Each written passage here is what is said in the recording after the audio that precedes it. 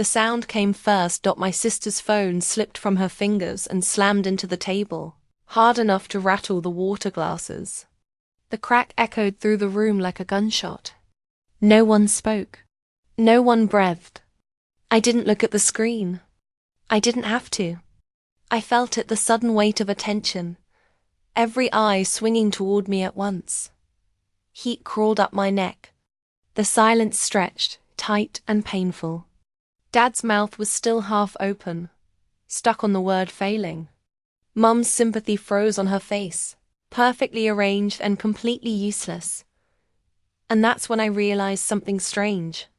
I wasn't afraid, was ready. They'd called the meeting like a funeral. Long table. Curtains drawn. Dim lights.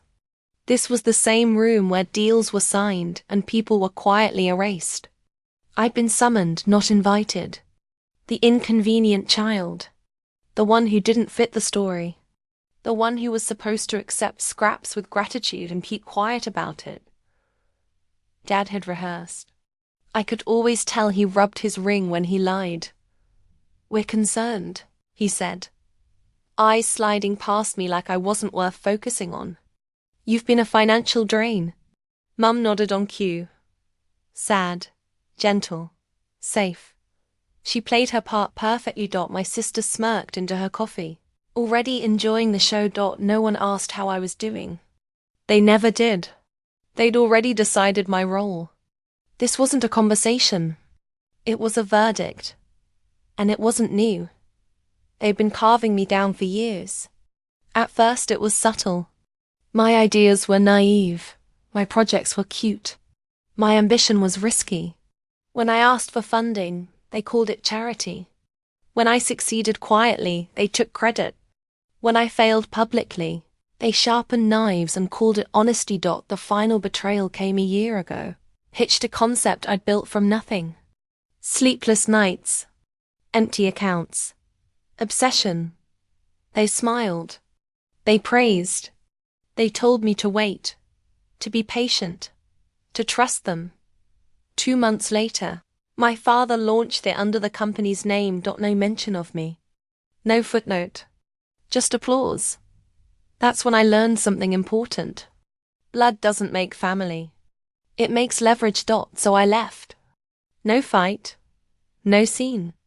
No dramatic exit. They thought that was my weakness. The pressure in the room thickened as Dad cleared his throat again. "We'll be cutting you off," he said. "For your own good." My sister finally looked up, enjoying the moment. Some people just aren't built for leadership. I felt the old anger stir.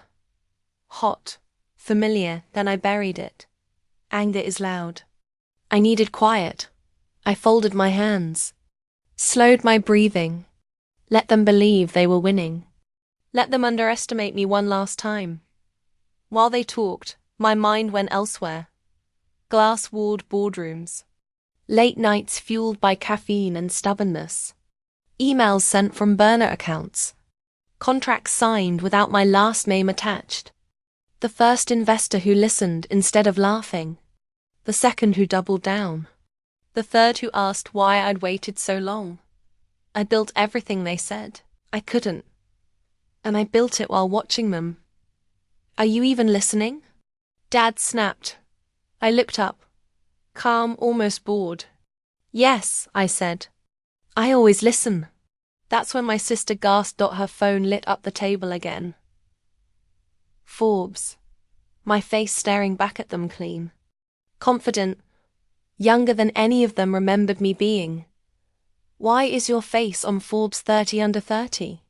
She whispered. The room didn't just go silent. It collapsed. Dad reached for the phone like it might bite him. Mum's hand trembled. I let the moment stretch. Let it settle into their bones. I didn't want to interrupt. I said softly. Dad's eyes snapped to mine. Sharp now. Afraid. "That company you're worried about." I continued. "It's not failing." I leaned back in my chair. "It's mine." You laughed once, forced and thin. "That's not possible." I met his stare. It is when you stop stealing ideas and start building something real.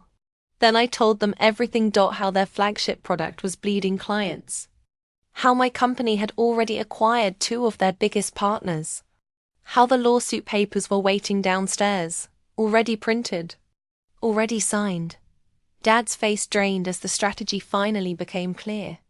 I hadn't left. I'd repositioned. You used us. My sister hissed. I smiled, small and honest. No, I outgrew you. Dad stood furious, desperate. You think this ends well for you? I stood too. It already did. The door opened behind us. My legal team walked in. Calm. Prepared. Behind them came the board. Members Dad had tried to silence the year before. Power shifts make a sound. It's subtle. Like air leaving a room. They lost everything that day. Control. Reputation. The illusion that they were untouchable. Mom cried when the truth came out. Not for me, but for the version of the family she could know. Longer pretend existed. My sister stopped speaking to me. That was a gift. Dad retired quietly. No headlines. No farewell speeches. No legacy. Now, when I think about betrayal, I don't feel rage. I feel clarity. They taught me exactly what not to be. They taught me patience. They taught me that the most devastating revenge isn't loud. It's undeniable success. I didn't destroy them. I let them witness what happens when you mistake control for power. And the silence that followed, that was the sound of justice, finally taking its seat at the table.